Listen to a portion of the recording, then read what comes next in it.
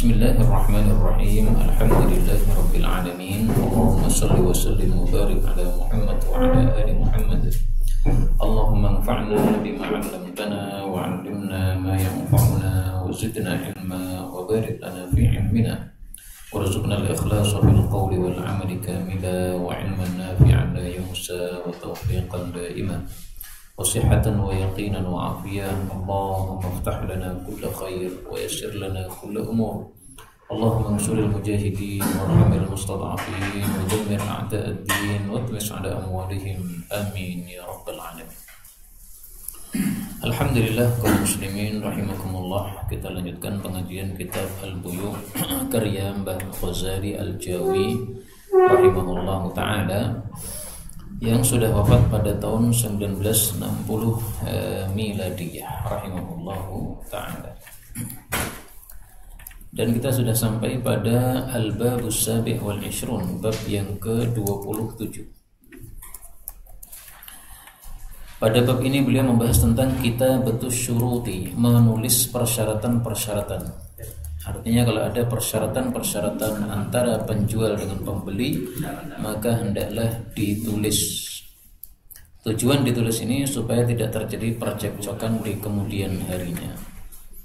Hadis 72 anil Adda ibni Khalid radhiyallahu anhu qala, ini seorang sahabat Nabi, kataba telah menulis li kepada saya an-Nabi sallallahu alaihi wasallam, hadza ini adalah mashtara, apa yang membeli, Muhammadun Nabi Muhammad Rasulullah sallallahu alaihi wasallam, min al-Adda dari al-Adda ibni Khalid, bay'al muslim sebagai jual belinya orang muslim, minal muslim kepada orang muslim yang lain. La da'a tidak ada penyakit batin, wala khibthata juga tidak ada penyakit zahir, wala ghailata juga tidak ada ghailah. Ghailah itu adalah cacat.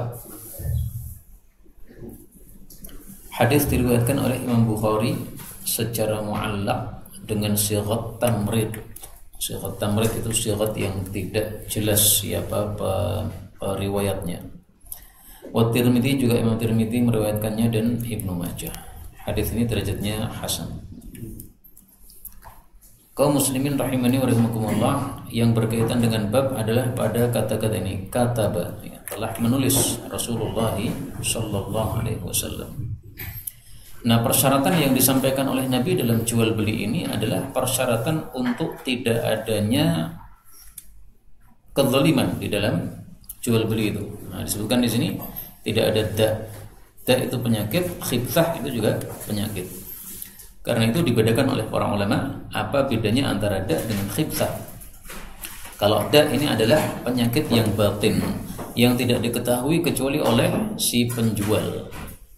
Jadi saya punya barang, aibnya yang zahir itu bisa dilihat oleh pembeli, tapi aibnya yang batin hanya diketahui oleh penjual saja. Nah, Nabi bersyarat bahwasanya ini tidak boleh ada aib batinnya. Aib zahir juga begitu. Aib zahir kan juga bisa ditutupi kan. Misalnya bodi mobil ya sudah rusak, kemudian ditutupi sesuatu, tapi hanya tutup saja, di dalamnya masih rusak. Maka ini adalah persyaratan yang diminta oleh Rasulullah sallallahu alaihi wasallam. Lah, untuk ghailah ini ada dua tafsiran yang saya temukan dari para ulama.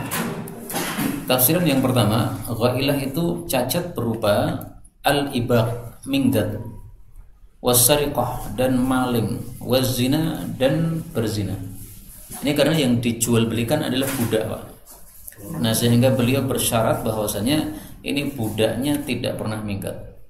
Karena nanti kalau dia ahli minggat, dibeli oleh Nabi, akhirnya minggat dari Nabi sallallahu alaihi wasallam, merugikan. Tidak pernah mencuri, sehingga supaya tidak mencuri hartanya Rasul sallallahu alaihi wasallam. Tidak pernah berzina, sehingga nanti tidak akan menzinai wanita-wanita yang ada di sekitar Rasulullah sallallahu alaihi wasallam. Tafsiran yang kedua, ghailah itu adalah masruq, barang curian. Maksudnya budak ini bukan budak curian dari harta orang lain. Maka boleh kita membeli sesuatu dengan persyaratan seperti ini. ini HP-nya kok dijual murah, saya syaratkan bahwa ini bukan barang malingan. Nah, boleh mensyaratkan seperti itu. Nanti kalau terbukti itu adalah barang malingan, berarti yang bertanggung jawab adalah penjualnya. Misalnya saya membeli HP, saya sudah mensyaratkan ini bukan barang malingan. Nah, di tengah jalan tiba-tiba saya dicegat orang, ini HP-nya milik dia katanya. Dan dia bisa berhasil membuktikan ini HP milik dia. Nah, berarti yang bertanggung jawab adalah penjual, karena dia sudah saya ambil persyaratan untuk tidak menjual barang yang curian, ternyata malah dia jual. Dari hadis ini kita ambil beberapa faedah yang lain. Faedah yang pertama, kataba, Nabi menulis. Padahal sepengetahuan kita Nabi tidak bisa menulis. Jadi pripun jawabannya ini, Pak? Wallahu a'lam bishawab. Ya benar, wallahu a'lam. Kiasan gitu. Pripun? Kiasan. Kiasannya bagaimana? Jelas. Bukan kiasan apa? Dalam surat Al-A'raf Allah mengatakan alladzina yattabi'una ar-rasulan nabiyyal ummiyya. Yang ummi itu enggak bisa baca, enggak bisa tulis. Karena ummi ini dinisbatkan kepada ummun, ibu. Artinya ketika dulu kita dilahirkan oleh ibu kita enggak bisa baca, enggak bisa tulis. Nah, ummi itu seperti itu. Demikian juga diulang lagi oleh Allah pada ayat 158 ya, 157 158. Wa rasulihin nabiyil ummi. Nah, ini kata-kata kataba ini bisa kita artikan dua. Artian pertama, kataba ini maksudnya Rasulullah menyuruh menulis. Rasulullah tidak menulis, dan nggak bisa, tapi beliau menyuruh. Orang menyuruh sesuatu itu sama dengan melakukan. Maka ada orang menyuruh membunuh, dia mendapatkan dosa membunuh, karena sama-sama ada andilnya. Dan terjemah yang seperti ini kita temukan dalam Al-Quran dalilnya. Allah Subhanahu wa ta'ala mengatakan, wa naktubu ma qaddamu wa atharahum, surat Yasin ayat 12.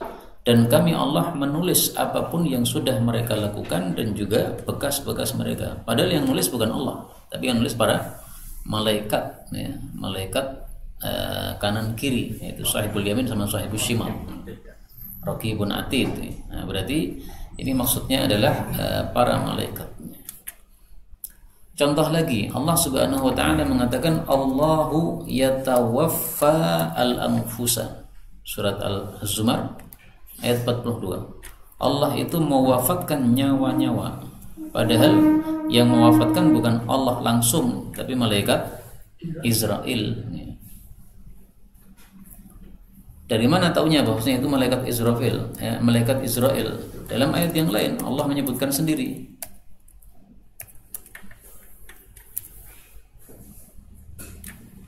Tawaffahum. Nah, surat An-Nisa ayat 97. Innal ladzina tawaffahumul malaikah. Orang-orang yang diwafatkan oleh para malaikat. Nah, berarti yang mencabut nyawa itu bukan Allah langsung, tapi para malaikat. Tapi karena atas perintah Allah, sama dengan Allah. Dan ini kataba dengan artian seperti ini lebih bagus daripada tafsiran yang kedua. Boleh kita tafsiran yang kedua, bahwasanya Rasulullah SAW di akhir hayat itu bisa menulis, dan ini pendapat sebagian ulama. Sehingga beliau ummi itu di awal-awal, di akhir hayat bisa menulis. Karena pada waktu Rasulullah SAW melakukan sulhul Hudaybiyah, kemudian orang-orang kafir menulis, Rasulullah menulis Muhammadun Rasulullah. Mereka enggak terima. Mereka menyuruh untuk mengganti, jangan Muhammad Rasulullah, karena kalau kamu itu Rasulullah, kami tidak akan memerangi. Kamu hanya mengaku-ngaku saja. Tulis saja Muhammad bin Abdullah. Nah, Ali bin Abi Thalib tidak terima disuruh mengganti Muhammad bin Abdullah. Maka Rasulullah SAW kemudian bertanya, mana tulisan Muhammad Rasulullah? Nah, kemudian oleh Rasulullah dihapus. Habis itu ditulis oleh beliau Muhammad ibnu Abdullah. Nah, dari hadis itulah sebagian ulama kemudian mengatakan ini Rasulullah sudah bisa menulis. Fa akhadha Rasulullah al-kitab. Rasulullah mengambil tulisan tadi. Wa laysa yuhsinu yaktub, padahal tidak bisa menulis.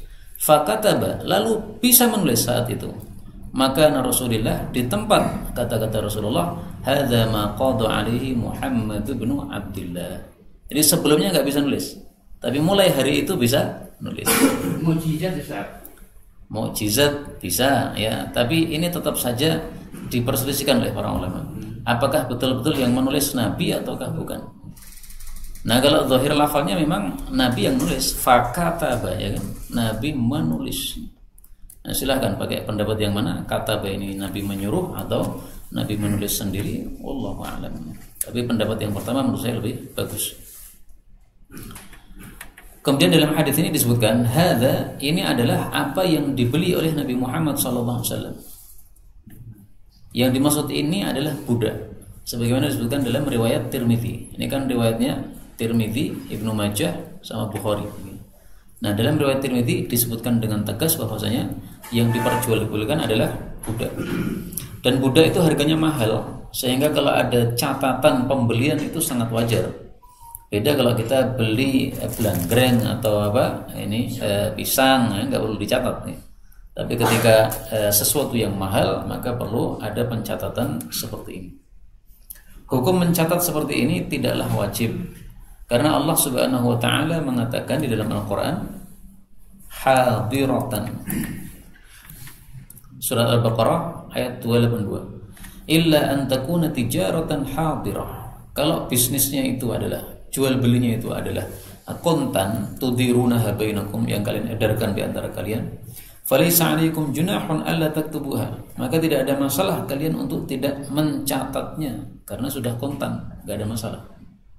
Nah, maka di sini Rasulullah SAW menulis, ini bukan karena wajib, tapi ini karena untuk menjaga keamanan saja di dalam jual beli tersebut, sehingga beliau menulisnya. Tapi secara hukum fikih tidak wajib.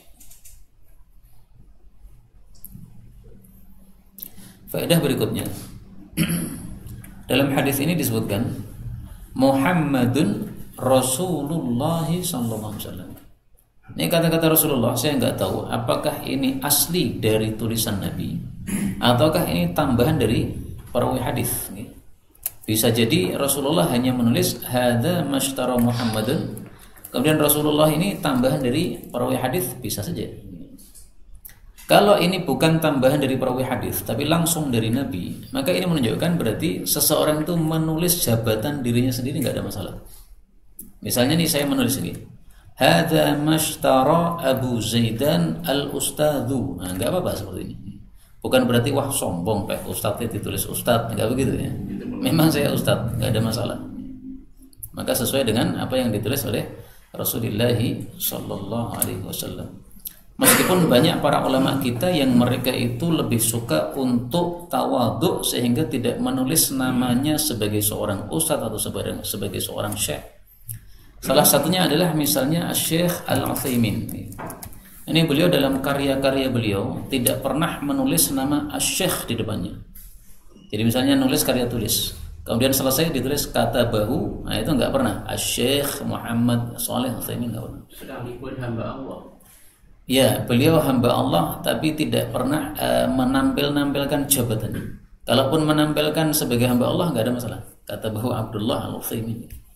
Sampai-sampai murid beliau itu ketika ditelepon oleh beliau, Assalamualaikum warahmatullahi wabarakatuh, ini siapa ini? Muhammad siapa? Muhammad Al-Utsaimin. Kaget nih. Ternyata gurunya sendiri yang nelpon nih. Karena tidak mengatakan Syekh. Nah, tapi kalau kita mengatakan Syekh enggak ada masalah. Karena malah kalau tidak pakai Syekh tadi membingungkan tadi. Ini siapa? Muhammad, ternyata gurunya sendiri. Kalau mengatakan Syekh Muhammad, nah, tidak akan apa? Membingungkan orang yang ditelepon. Kemudian faedah berikutnya dalam hadis ini dalam takhrijnya disebutkan rawahul Bukhari, ini tulisannya Mbah Ghazali. Adapun dalam kurung ini ta'liqan bi sighati tamrid, ini tambahan dari saya sehingga sengaja saya tulis di dalam kurung supaya tidak mengubah tulisan Mbah Ghazali rahimahullahu taala. Nah, tulisan ini penting kenapa? Karena kalau hanya disebutkan rawahul Bukhari, ini berarti yang biasa dipakai oleh para ulama-ulama dalam menyebutkan rawahul Bukhari itu adalah riwayat Bukhari yang ada sanadnya. Nah, di sini sementara ta'liq itu tanpa sanad. Apalagi bi sighatit tamrid, dengan kalimat yang tidak jelas siapa yang mengucapkannya. Kita tampilkan ya dalam Sahih Bukhari kayak apa bentuknya.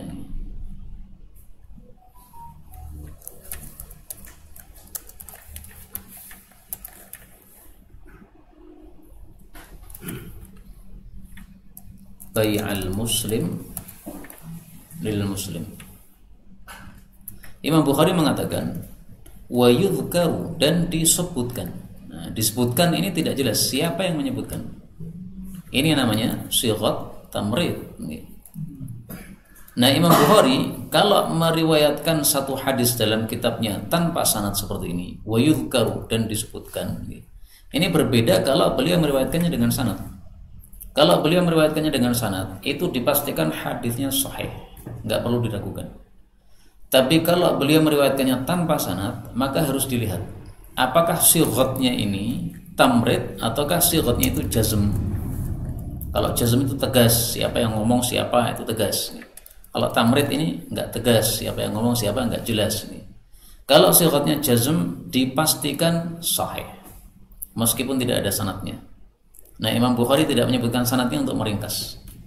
Tapi kalau sighatnya itu tamrid, nah maka di sini tidak bisa dipastikan sahihnya. Bisa jadi sahih, bisa jadi dhaif. Ya. Nah, maka perkataan beliau wa yudhkaru 'anil Ada ibni Khalid. Nah, ini perlu kita jelaskan karena kalau tidak dijelaskan, ini rawahul Bukhari dikira ini adalah riwayat Bukhari yang bersanad sehingga pastinya sahih, padahal tidak. Wallahu a'lam, ya mungkin saja Mbah Ghazali sudah menyebutkan ta'liqan tetapi terhapus oleh penasakh berikutnya, karena yang sampai kepada kita kan bukan tulisan asalnya Mbah Ghazali kan, sudah terjemahan itu ya, yang sampai kepada saya itu. Tapi kebetulan ini derajatnya hasan sebagaimana tadi yang sudah saya sampaikan ya, dinilai oleh para ulama dengan derajatnya hasan. Ya, salah satunya yang menilai Imam Tirmidzi. Berikutnya al-babu tsaminul 20, bab 28. As-samaru, buah itu lil ba'i, bagi penjual, illa kecuali ayyashtarita, bahwasanya minta syarat al-mubta'u, pembeli. Kasusnya bagaimana, kita baca dulu hadisnya supaya jelas. An Ibnu Umar radhiyallahu anhu qala sami'tu Rasulullah sallallahu alaihi wasallam yaqul, man barang siapa ibta'a, membeli nakhlan, pohon-pohon kurma, ba'da setelah antu'abbar, dikawinkan, fathamaratuha, maka buah-buahannya itu lil ba'i, bagi si penjual, illa kecuali ayyashtarita, bahwasanya minta syarat al-mubta'u, si pembeli, yaitu minta syarat bahwa buahnya menjadi milik dia. Demikian juga wa man ibta'a, barang siapa yang membeli abdan, budak, walahu malun, si budak punya harta, famaluhu, maka harta si budak tadi lilladzi ba'ahu, bagi orang yang menjual budak itu, jadi mantan majikannya, illa kecuali ayyashtarita, bahwasanya minta syarat al-mubta'u, si pembeli, bahwasanya hartanya menjadi milik dia juga. Nah, inilah yang dimaksud dengan babnya tadi, as-samaru lil ba'i, buah itu menjadi milik pembeli, maksudnya adalah buah dari pohon yang perlu dikawinkan. Setelah dikawinkan kemudian saya jual, maka yang berhak memanen pertama kali setelah dikawinkan tadi adalah si penjual.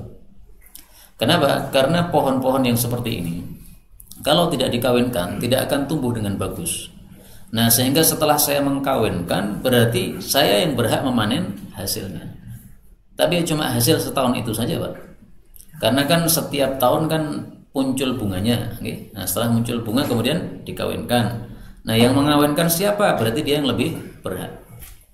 Maka dari sini kita ambil pelajaran bahwa hukum ini berlakunya untuk nakhlan, untuk pohon kurma dan sejenisnya yang perlu untuk dikawinkan. Adapun yang tidak perlu untuk dikawinkan, tentu saja hukumnya berbeda. Saya membeli pohon, ya otomatis semua bagian pohon menjadi milik saya, ya, daunnya, buahnya, akarnya, semuanya. Adapun ini hukum khusus karena pohon kurma itu tidak akan berbuah dengan bagus kecuali dikawinkan.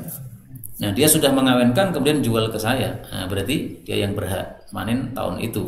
Nah, nanti tahun berikutnya karena sudah menjadi milik saya berarti saya mengkawinkan dan saya yang memanennya. Maka judul bab ini menurut saya kurang kurang jelas. As-samar lil bai, buah untuk penjual.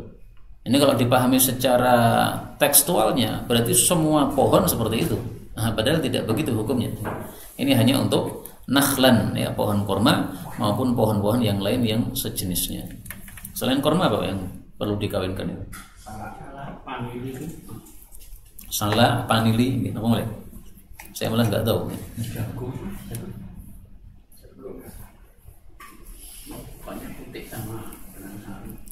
Pohon yang tidak dikawinkan itu sebenarnya sudah dikawinkan oleh Allah Subhanahu wa Ta'ala.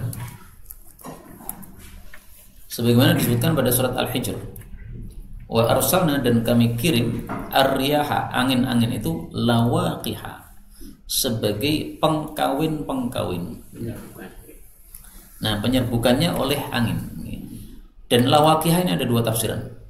Yang pertama, mengkawinkan antara awan jantan dengan awan betina. Kalau sudah gabung, maka akan hamil, yaitu muncul air, kemudian keluar hujan. Tafsiran yang kedua, lawaqih ini untuk pohon-pohon itu. Makanya pengkawinan pohon itu disebut dengan istilah dalam bahasa Arab talqih. Sama dengan tadi lawaqih, ya, talqih. Bahasa lainnya adalah takbir tadi. Di sini kan tu'abbar, nah, takbir atau talqih sama. Maka ada pohon yang perlu dikawinkan oleh manusia, ada pohon yang sudah cukup dikawinkan oleh angin dengan izin Allah Subhanahu wa Ta'ala. Nah, ini yang dibicarakan hadis ini yang perlu dikawinkan oleh tangan manusia. Kemudian kita ambil beberapa faedah. Faedah yang pertama, di sini Nabi mengakui adanya takbir, adanya pengkawinan pohon. Dalam hadis yang lain, Rasulullah mengingkari pengkawinan pohon seperti itu. Bi amri dunyakum.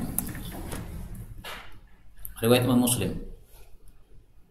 Anna Nabi sallallahu alaihi wasallam, bahwasanya Nabi marra biqaumin, melewati suatu kaum yulaqihun, melakukan talqih, mengkawinkan tadi. Maka beliau mengatakan, "Lau lam taf'alu," kalau tidak kalian lakukan, la saluha, itu juga bagus hasilnya. Jadi waktu beliau melihat orang-orang mengkawinkan, beliau mengatakan, enggak perlu dikawinkan, udah. Allah yang numbuhkan. Fa kharaja, lalu keluarlah buahnya syisan, jelek. Lalu beliau melewati mereka yang kedua kalinya, beliau bertanya, "Ma linakhlikum?" Kenapa ini pohon kurmanya kok jelek-jelek buahnya? Mereka menjawab, "Qul takadza wa kadza." Ini gara-gara Anda kemarin ngomong begitu, kita enggak jadi mengkawinkan. Maka beliau kemudian meralat, "Antum a'lamu bi amri dunyakum." Kalian lebih paham masalah dunia kalian. Nah, kalau masalah agama saya paham. Dan dari sini kita ambil dua pelajaran. Pelajaran yang pertama, Rasulullah tidak mengetahui segala urusan dunia. Urusan dunia sebagiannya diketahui oleh Nabi sallallahu alaihi wasallam, sebagainya tidak. Kalau urusan agama semua diketahui oleh Rasul sallallahu alaihi wasallam. Yang kedua, ini menunjukkan bahwa Rasulullah itu kadang-kadang bicara tapi tidak berdasarkan wahyu. Maka yang dimaksud wa ma yantiqu 'anil hawa in huwa illa wahyu yuha, itu adalah tidak semua bicara, ya. Dan tidaklah beliau bicara dari hawa nafsu kecuali dia itu wahyu yang diwahyukan. Ini tidak semua bicara. Karena kalau semua bicara, bagaimana dengan hadis ini tadi? Rasulullah mengatakan laulam taf'alu la saluha, ternyata enggak benar. Apakah wahyunya salah? Enggak mungkin wahyu salah. Maka perkara-perkara ijtihad yang disampaikan oleh Nabi sallallahu alaihi wasallam dalam masalah dunia seperti ini, wajar kalau beliau salah. Karena memang beliau adalah manusia biasa, ya, namanya manusia bisa salah juga. Faedah berikutnya, dalam hadis ini disebutkan thamaratuha lil bai, buahnya bagi yang menjual, karena dia sudah mengawinkan. Nah, dari sini diambil pelajaran bahwa Islam sangat menghargai pekerjaan manusia. Kamu yang bekerja berarti kamu yang mendapatkan hasilnya. Kalau saya bekerja kemudian hasilnya diambil orang lain, nah ini zalim namanya seperti ini. Maka dalam perang pun fikih ini juga dipakai oleh Rasulullah sallallahu alaihi wasallam. Beliau kalau perang, selesai perang, beliau biasanya mengatakan ini, Man qatala kafiran, siapa yang tadi berhasil membunuh seorang kafir, falahu salabuhu, maka semua salabnya menjadi milik dia. Salab itu harta yang dipakai oleh si kafir tadi. Dia pakai baju besi, topeng besi, pakai jam, pakai cincin, arloji, ya semua. Nah, itu menjadi milik yang membunuh. Maka Islam sangat menghargai pekerjaan, sehingga orang yang perang-perangnya selalu di depan, sehingga bisa membunuh 10 orang. Tidak akan dikasih sama dengan yang selalu di belakang. Di belakang cuma nunggu-nunggu aja. Kalau ada musuh ke belakang saya serang, kalau tidak saya santai. Nah, nggak mungkin dikasih gaji yang sama kan. Nah, maka oleh Nabi SAW dikasih peraturan khusus sebelum harta ghanimah itu dibagi, maka si kafir-kafir yang sudah berhasil dibunuh itu preteli dulu sendiri hartanya untuk orang yang membunuhnya. Faqatala Abu Talhah yawma idzin 20. Waktu itu Abu Talhah membunuh 20 orang kafir. Akhirnya harta 20 orang kena semua milik dia. Maka orang-orang yang pemberani seperti Abu Talhah ini ya kaya-kaya ya. Karena perang itu menghasilkan kekayaan dengan izin Allah Subhanahu wa taala. Faedah berikutnya, dalam hadis ini disebutkan illa ayyasdirul mubta', kecuali kalau si pembeli memberikan persyaratan. Ini menunjukkan jual beli dengan persyaratan itu boleh. Adapun hadis yang mengatakan dilarang memberikan persyaratan dalam jual beli, hadisnya tidak sahih. Maka ringkasnya ya, boleh memberikan persyaratan selama persyaratan itu tidak melanggar aturan Islam. Kalau persyaratannya melanggar aturan baru tidak boleh. Illa syartan ahalla halalan au harrama haraman. Sudah lewat atau belum kemarin? Wal muslimun ala syurutihim, kaum muslimin itu harus menepati persyaratan yang diadakan antar mereka. Illa syartan harrama halalan, kecuali syarat yang mengharamkan yang halal, baru nggak boleh. Au ahalla haraman, atau menghalalkan yang haram, baru nggak boleh. Nah, di sini persyaratannya tidak menghalalkan yang haram dan tidak mengharamkan yang halal, maka boleh. Kemudian pembahasan terakhir di sini, Rasulullah katakan, siapa yang membeli budak padahal budak itu punya harta, maka hartanya menjadi milik si bekas majikan yang menjual. Pertanyaannya adalah, kok bisa budak punya harta gimana? Kan budak itu kan tidak memiliki dirinya sendiri, Pak. Dirinya dimiliki oleh majikannya. Berarti dia kalau punya harta pun juga milik majikan. Nah, ini yang dimaksud harta ini adalah kebiasaan zaman dulu. Budak itu dikasih tugas untuk bayar pajak kepada majikannya. Kamu kerja di tukang cukur misalnya. Nanti kamu kerja hasilnya berapa? Yang penting bayar ke saya setorannya 50.000. Nah, kalau dia kerjanya banyak, akhirnya dapat uang 100.000, dia untung. 50.000 setor kepada majikan, 50.000 dia kantongi. Itu yang dimaksud. Dan ini kita ketahui dari hadis yang lain.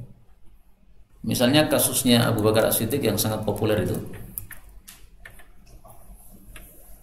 Kana li Abi Bakrin ghulam. Abu Bakar As-Siddiq punya budak.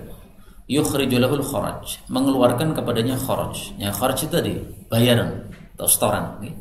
Mengeluarkan kepada Abu Bakar setoran. Jadi disuruh oleh Abu Bakar kerja, mungkin kerja di kebun atau kalau sekarang ya tukang cukur atau apa, pekerjaan terserah.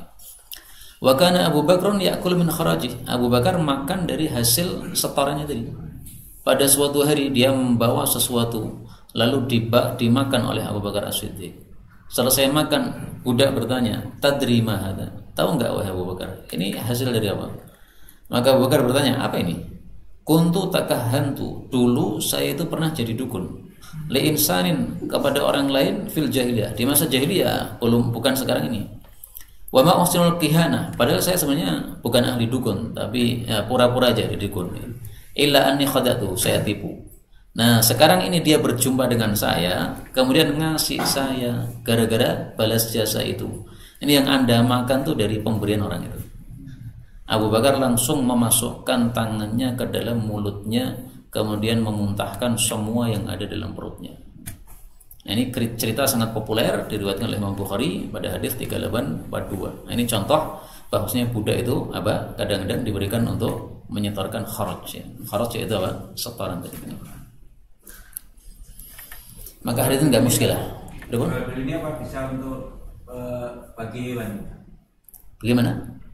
Ini kan untuk tanaman. Iya. Untuk hewan ternak ini bisa berlaku. Oh, setelah dikawinkan?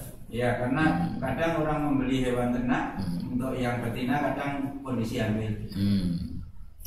Tayyib, apakah hukum tanaman ini dikiaskan dengan hukum binatang? Ini saya belum pernah baca. Bisa juga dikiaskan, bisa juga tidak. Kenapa? Karena kias itu ada dua macam. Ada kias mahmud, ada kias mazmum. Kias yang terpuji dan kias yang tercela. Kapan kias itu tercela? Ketika ma'al farik, ketika ada perbedaan. Dua hal yang tidak sama disamakan, padahal ilatnya beda. Nah, itu nggak bisa seperti itu. Nah, saya nggak tahu ya, apakah kalau kita kiaskan dengan binatang itu termasuk kias mahmud ataukah kias mazmum. Tapi untuk menyelesaikan masalah sebenarnya gampang ya, tinggal disepakati di awal gitu aja. Ini karena bunting yang membuntingkan saya, bisa nggak Pak? Yang membuntingkan orangnya, mengkawinkan. Kalau kawin sendiri, nah, beda lagi kan. Dikawinkan artinya dia yang berusaha untuk mengkawinkan dan akhirnya berhasil. Nah, mungkin yang ditanyakan itu ya, dia bukan kawin sendiri. Kalau kawin sendiri disamakan dengan ini jelas nggak bisa. Kalau hewan kan kadang untuk mencari keturunan yang bagus, dia pakai suntik gitu. Ya, artinya kalau yang dikawinkan ya berarti kan, yang itu perlu kita baca-baca lagi. Apakah ada penjelasan di antara para ulama rahimahullah atau tidak? Kalau pohon yang dikawinkan lagi tidak tumbuh Pak, mati Pak, apa yang muncul risiko? Kalau talqih tidak berhasil, malah mati. Iya, kalau juga terus sudah jelas. Oke, terus pertanyaannya? Nah, ya, apa yang muncul atau siapa yang tanggung jawab atau udah zero 00 itu? Ini kalau orang sudah membeli, apapun yang terjadi terhadap barang tadi tanggung jawab si pembeli. Adapun kalau Allah Subhanahu wa taala kirimkan afat itu rusak dari penyakit dari langit, misalnya hama dan sebagainya, maka tidak menanggung sama sekali si pembeli pohon tadi. Jadi misalnya mungkin yang panjenengan tanyakan adalah ini sudah dikawinkan kan, kemudian sudah dipanen. Setelah dipanen malah mati. Kalau mati seperti itu siapa yang tanggung jawab? Apakah penjual ataukah pembeli? Nah, kaidahnya setiap orang yang memiliki barang dialah yang bertanggung jawab terhadap barang tersebut. Kalau saya sudah membeli, berarti barang menjadi milik saya. Berarti saya yang tanggung jawab. Saya beli motor itu kemudian rusak karena jatuh, ya yang menanggung ya saya. Tidak, yang menanggung bukan penjualnya, karena sudah menjadi milik saya.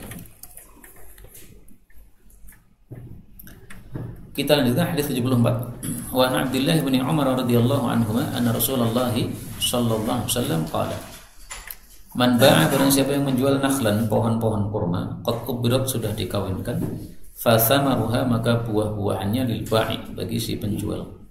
Illa ayashtatul muqta, kecuali kalau bersyarat orang yang membeli tadi. Ini hadisnya sama, tidak ada perbedaannya. Kecuali satu kata saja. Kalau yang tadi fathamaratuha pakai ta, kalau di sini fathamaruha. Nah, saya nggak tahu kenapa Mbah Ghazali ini menampilkan dua hadis yang isinya sama, sebenarnya tidak ada perbedaan.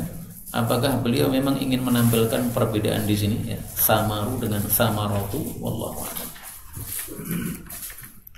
Hanya saja dari sisi bacaan, ini samar ini bisa dibaca tiga bacaan. Boleh dibaca samar, boleh dibaca sumur, boleh dibaca sumar.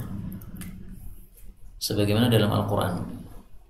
Ini saya ambil faedah qiraah saja, karena daripada hadisnya sama nggak ada faedah, ya, tambahi faedah ilmu qiraat. Allah Subhanahu wa taala menyebutkan dalam Al-Qur'an, wa kana lahu thumur. Surat Al-Kahfi ayat 34. Ini boleh tiga bacaan, Pak. Wa kana lahu thamar yang biasa kita baca. Boleh juga diganti dhammah, wa kana lahu thumur. Boleh juga diganti dhammah sama sukun, wa kana lahu thumar. Thumar. Nah, enak yang mana? Thamar, sumur, sumer. Enak pun Pak? Ya enak. Enak semua.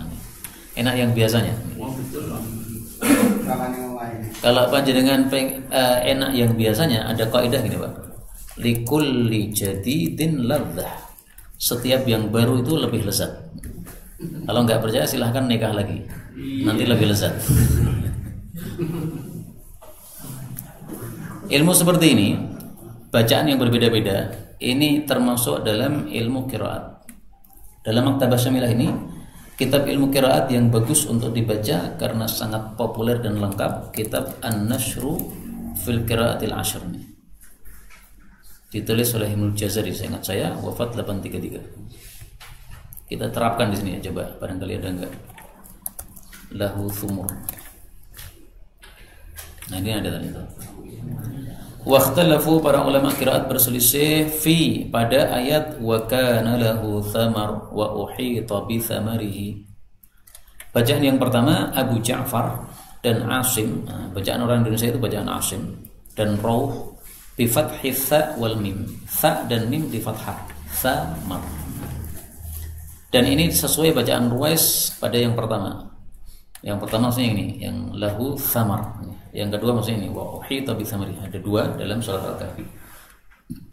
Bacaan yang kedua, Abu Amr bi dhammi tha, tha-nya di dhammah, wa iskanil mim, mim disukun. Thumr. Ini bacaan Abu Amr. Dan bacaan Abu Amr ini bacaan Quran yang paling saya senangi, Pak. Kenapa? Karena sering dia mengidgham-idghamkan dua huruf. Saya kasih contoh supaya tertarik ilmu qiraat. Allah Subhanahu wa taala mengatakan qad sami'a Allah. Ini sesuai qiraahnya Imam Abu Amr, dal ketemu sin boleh diidgham menjadi qas sami'a. Enak kan? Ini Abu Amr membacanya thumr. Wa qara al-baqun, mayoritas ulama qiraat yang lainnya membacanya tha ma, keduanya di dhammah ya, thumur. Jadi ada thamar, thumur, thumur. Ini kitab An-Nashr fil Qiraati Al-Ashr. Dan ini termasuk ilmu yang sudah langka di Indonesia. Karena saya di Solo cari guru qiraat enggak nemu. Guru tafsir banyak, guru hadis banyak, fikih banyak. Qiraat di Solo enggak nemu. Pertama saya belajar qiraat itu di Bandung. Itu ada ustaz namanya Ustaz Saiful Mubarak, Saiful Islam Mubarak. Ini yang menyebabkan saya senang ilmu qiraat. Dulu saya sangat benci sekali karena ilmu qiraat susah. Nah kemudian ini Ustaz Saiful Islam Mubarak, Dr. Kiai Haji Saiful Islam Mubarak LCMAG. Nah beliau doktorannya dalam ilmu qiraat, sehingga bukan main-main dia, tidak main-main dalam ilmu qiraat ini ya. Sehingga karena beliau pakar dalam ilmu qiraat, sehingga menyampaikan qiraat itu sangat menyenangkan sekali. Tahun 2010 saya ngaji sama beliau, habis itu tertarik ilmu qiraat. Nah cari guru di Indonesia, di Solo tidak ada, tapi kemudian nemu guru lewat online ya. Alhamdulillah itu berkahnya COVID kemarin, banyak kiai-kiai yang kemudian mengajar lewat online. Nah, salah satu berkahnya adalah ilmu qiraat saya temukan dari online ini. Baik, kembali ke sini. Hadis 75. Wa an Ubadah radhiyallahu anhu qala, inna sesungguhnya min qada'i, termasuk dari qada, keputusan Rasulullah sallallahu alaihi wasallam, annal ma'din, bahwasanya tambang itu jubarun, bebas. Wal bi'ra, sumur itu jubarun, bebas. Wal ajma, dan binatang itu jarhuha, lukanya jubarun, bebas. Wal ajma, dan ajma itu adalah al-bahimah, suatu binatang, minal an'am, dari ternak, wa ghairiha, maupun yang lain.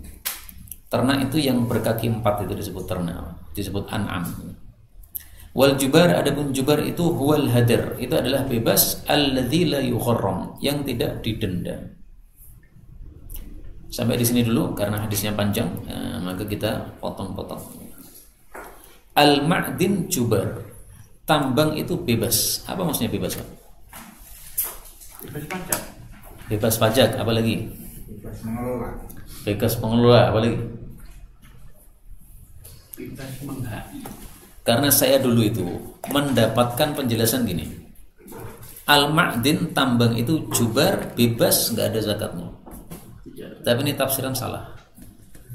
Nah, sehingga saya ingin mengetahui juga, apakah panjenengan pernah mendengar seperti itu? Kalau pernah mendengar seperti itu, ini saya ralat sekarang tidak benar tafsiran tersebut. Meskipun kita cari di kitab ada yang menafsirkan begitu, tapi diingkari oleh para ulama-ulama kita rahimahumullah ta'ala. Contoh nih, ini dalam Sahih Bukhari.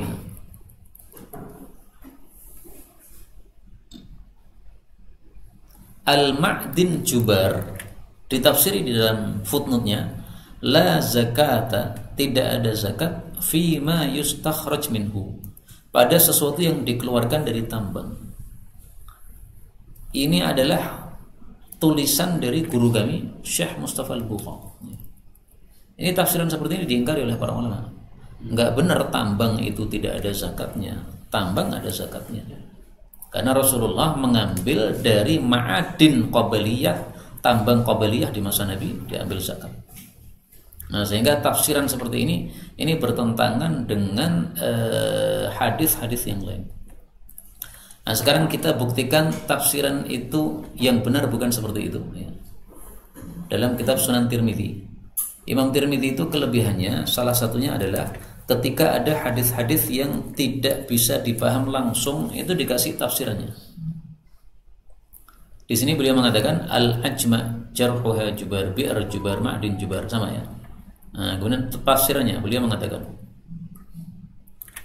wal ma'din jubar, yang dimaksud tambang itu bebas. Yaqulu, maksudnya Nabi adalah idza tafara rajul, kalau seseorang itu menggali ma'dinan, satu tambang, fawaqa'a fiha insanun, lalu terjerumus padanya suatu manusia, fala ghurma alaih, maka dia tidak didenda. Saya punya kerja tambang, kemudian mempekerjakan 100 orang. 100 orang terkubur pada tambang tadi. Saya nggak nanggung, Pak. Karena memang pekerjaan itu ada bahayanya. Kalau dia mau ya terserah dia. Gajinya berapa ini, Pak? Sehari 1 juta misalnya. Nah, dengan bahaya yang besar, gajinya besar, kalau dia cocok ya sudah. Nah, begitu ada kejadian, maka fala ghurma alaih, tidak menanggung saya sama sekali.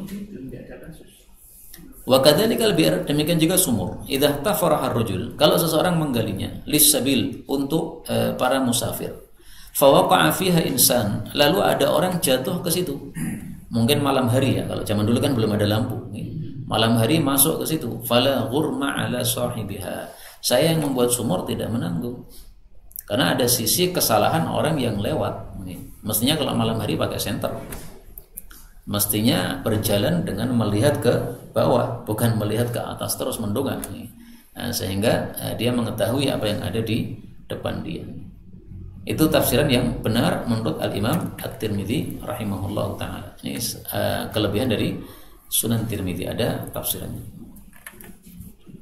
Nah, yang lebih unik lagi, tafsiran yang salah ini ditulis oleh seorang penulis ulama, tapi dia ingkari dalam kitabnya yang lain.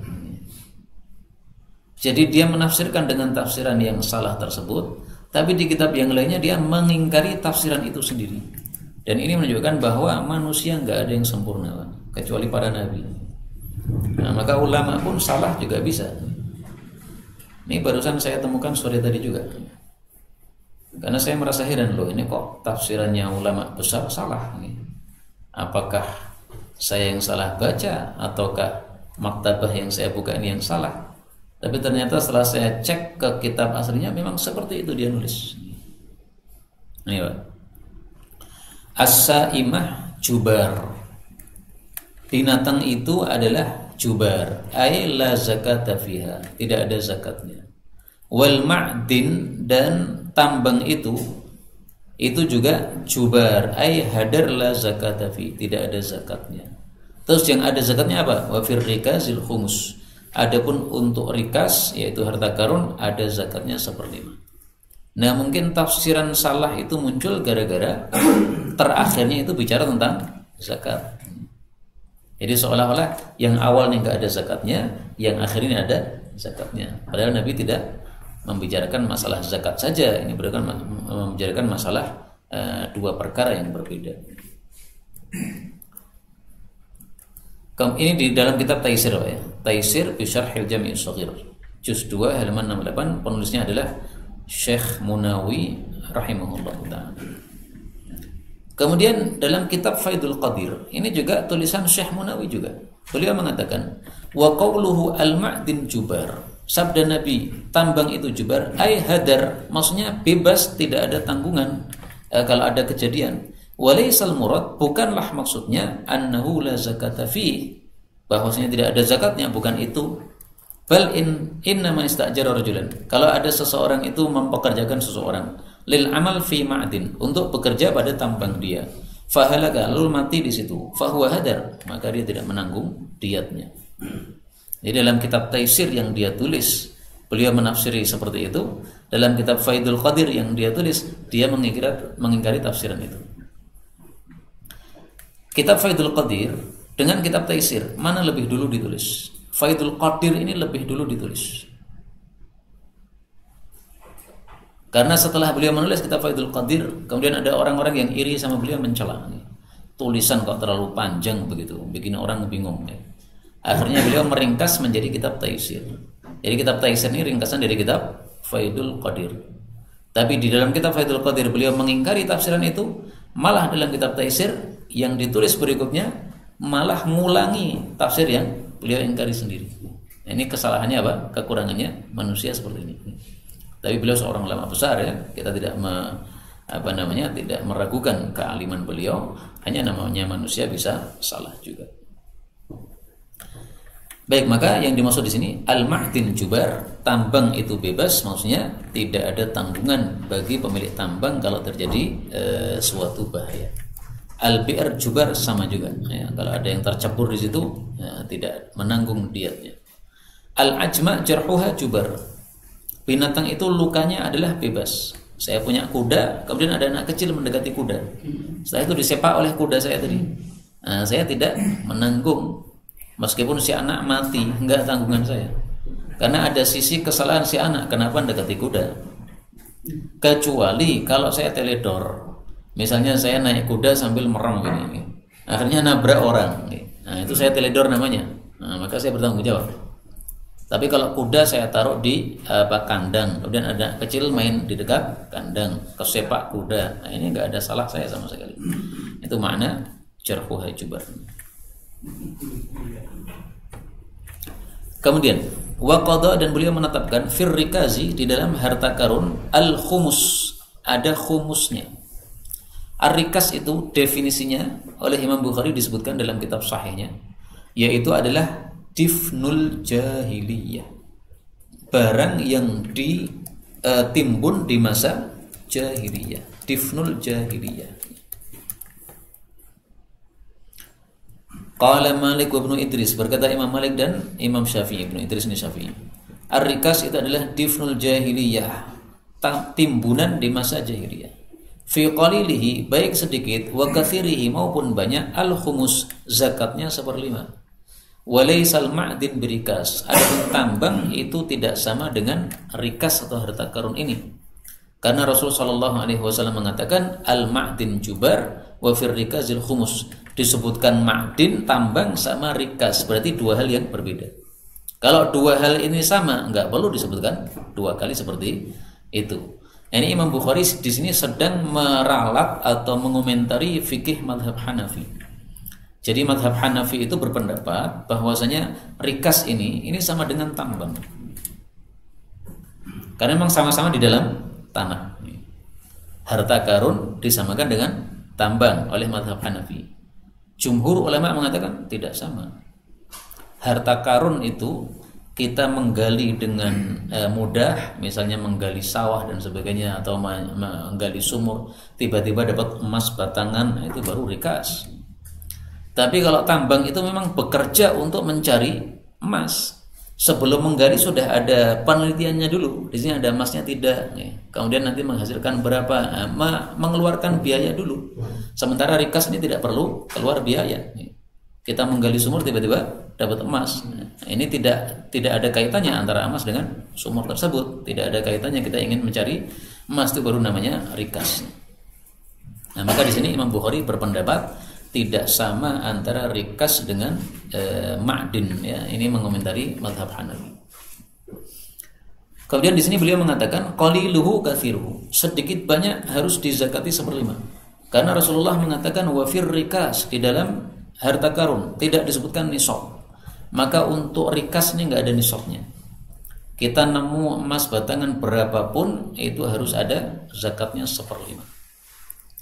Kemudian beliau mengatakan wa qada, dan Nabi memutuskan anna tamran nakhli, bahwasanya kormanya pohon-pohon korma, liman abbarha, bagi yang sudah mengkawinkannya, illa ayashtatul mubta, kecuali kalau si pembeli bersyarat tadi sudah. Wa qada, dan beliau menetapkan annama lal mamluk, bahwasanya hartanya budak, liman ba'ahu, bagi yang menjualnya, illa ayashtatul mubta, kecuali kalau pembeli mensyaratkannya. Hadis riwayat Imam Ahmad. Sampai di sini sudah selesai buku yang kita pelajari. Apa? Fosil. Termasuk apa? Apakah rikas atau ma'din? Pertama, tambang itu dibagi dua dulu. Tambang itu kalau dia emas dan perak, maka zakatnya seperti emas dan perak. Sementara kalau dia itu bukan emas dan perak, maka zakatnya zakat perbisnisan. Jadi misalnya kita nambang minyak, jadi zakatnya bukan berupa minyak, tapi setelah kita bisniskan minyak itu, maka kemudian kita ambil zakatnya dari uang yang kita dapatkan. Sementara kalau emas dan perak, maka zakatnya dari emas dan perak tersebut. Nah, sekarang fosil itu termasuk dari ma'din atau tidak? Fosil itu apakah bernilai jual, Pak, atau tidak? Iya. Kalau fosil purba nilainya bisa luar biasa ya. Melebihi emas. Boleh dimiliki atau tidak? Biasanya diminta negara itu. Minta negara ya. Kalau tawan diminta. Ini definisinya ya. Al-ma'din bikasrid dal, jamaknya ma'adin, al-jawahir, batu-batu mulia, al-mustakhrajah, yang dikeluarkan min batinil ard, dari perut bumi. Kal hadid, seperti hadid itu besi. Jawahir ini sebenarnya lebih tepatnya bukan batu mulia ya. Ya pokoknya benda-benda, atau jauhar itu kan sesuatu benda arti asalnya. Ar-rasas, timah, wa nahwihima, dan sejenisnya. Nah, sehingga kalau dalam fikih ya tadi dibaginya antara emas perak sama non emas perak. Kalau emas perak maka langsung zakatnya dari barangnya. Kalau non emas perak, nah zakatnya bukan dari barangnya. Allah alam kalau fosil itu masuk mana itu? Itu orang mendapatkannya langsung atau memang sengaja mencarinya, Pak? Itu kadang menggali terus menjumpai ada fosil. Berarti tidak sengaja untuk mencarinya. Berarti sifatnya lebih mirip dengan rikas ya.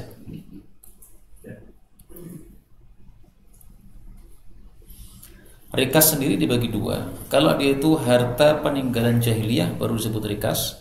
Tapi kalau dari peninggalan kaum muslimin maka disebut luqatah. Luqatah artinya bagaimana? Artinya diiklankan selama 1 tahun. 1 tahun nggak ada yang datang baru kita miliki. Tapi kalau rikas ini nggak perlu diiklankan. Kalau yang dari jahiliyah tidak perlu diiklankan. Jadi termasuk batu dari luar angkasa itu juga jadi masuk rikas ya. Apakah masuk ke tanah? Meteor. Apakah masuk ke tanah atau tidak? Tidak jatuh karena di permukaan tanah. Oh, di permukaan enggak disebut. Ini yang di dalam tanah. Jadi yang disebut rikas itu adalah sesuatu yang berada di dalam tanah, harta karun. Difnun adalah yang dipendam.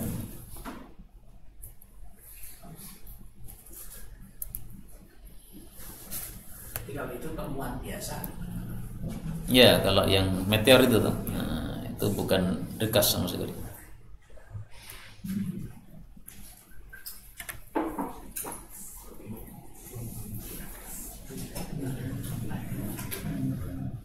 Tadi Ustaz, ada galian dibikin, ada orang yang belum tidak bersalah yang membuat galian Ustaz. Iya. Ceritanya pikun. Jadi tampaknya antum nggak terima gitu Pak ya? Iya, itu kan sebab akibat. Oh iya. Saya buat sumur.